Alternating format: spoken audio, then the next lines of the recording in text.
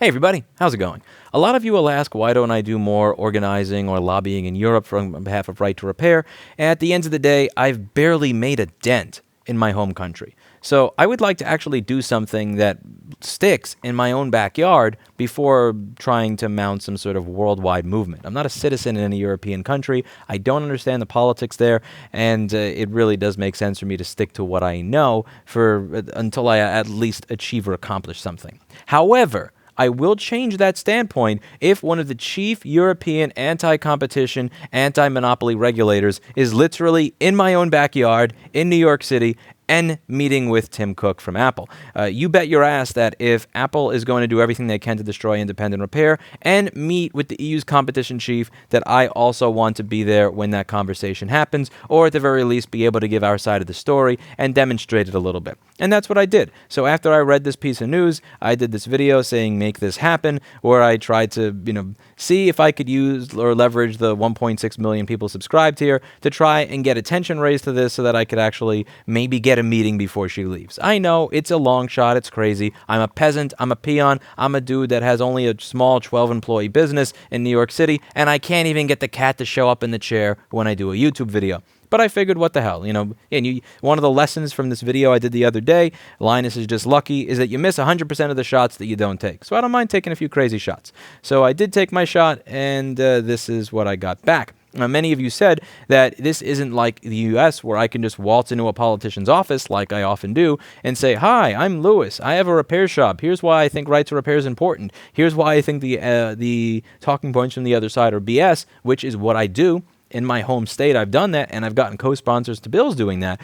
In the EU, you have to go through an application process to be able to speak to certain people, and I failed. So here's my rejection letter, since a lot of people are asking what the status on that is.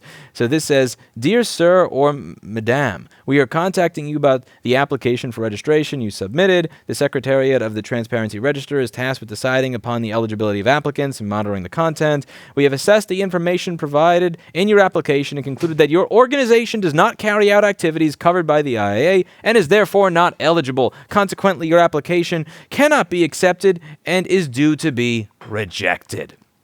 Now, I think what I typed in that box over there was something along the lines of, my company performs repairs, teaches other people how to do repair, and also tries to ensure that repair is something that is sustained in our culture going forward as companies try to erode this from our culture. It was something along those lines. I don't remember exactly what I put in the application, but yeah, it was rejected. Now, on one hand, I thought maybe it was rejected because I used my for-profit business rather than the non-profit. One of the things I mentioned in this video is that I wanted some, you can come by the store. The store belongs to my for-profit business, not my non-profit. You can see some of the work that this is able to provide for people and the people doing this. Since I used that wording, I figured I should use my for-profit business rather than non-profit for that application. I thought maybe that's why it was denied, because it was my for-profit business. But then, wait a second, Tim Cook's meeting with this regulator. I'm pretty sure you run a for-profit business. Then I thought maybe it's because I'm not a citizen of any European country, because I am a citizen of the United States, and I'm pretty sure Tim Cook is not a citizen of a European country either. But I'll be honest with you. Again, it was a long shot. I'm still a little salty. I'd be lying to you if I said I was. I get it. I'm a peon, I'm a peasant, I'm a nobody, I'm not a CEO or whatever. But yeah, I'm just a little salty that apparently Tim Cook and Apple does carry out activities that are eligible to be able to have conversations with high-level regulators that are regulating their businesses, and I'm not, as he actively tries to destroy my industry, my business, and your ability to fix what you buy.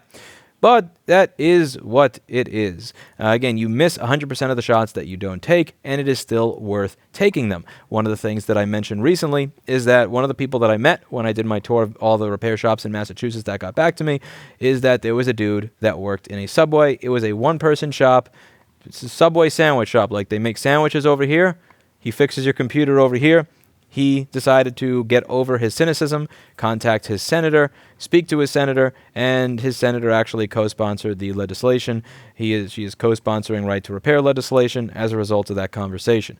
You do not need to have 1 million subscribers to get something done. You don't have to be Tim Cook to be something done. Sometimes you can be a dude that works in a subway who, again, his words, not mine, you can watch his video, he was taking a shit when he was typing this email, and that email actually worked.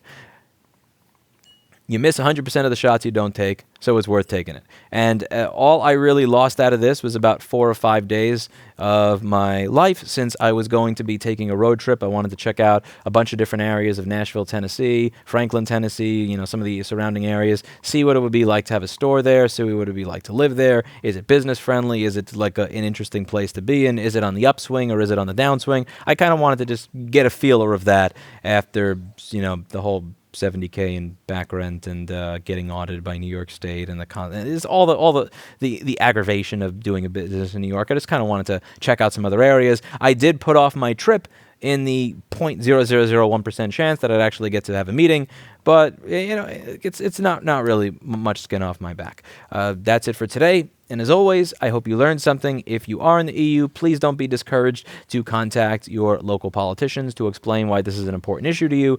Again, sometimes they listen to people with sometimes they'll listen to a guy in a subway and they won't listen to someone with 1 million subscribers. Sometimes they'll listen to, again, it really is a crapshoot as to whether or not you will get through to somebody, whether or not you'll be able to have a robust conversation. And again, you miss 100% of the shots that you don't take, and by all means, keep taking them. I'm going to keep taking them, and you should keep taking them. And like, again, I don't usually get involved in European politics, but if one of the head anti-monopoly regulators is in my city, you bet your ass I'm going to do every single thing I can to try to get a meeting. And if I fail, no harm, no foul. Just try again next time. So I'll see you in the next video. Bye now.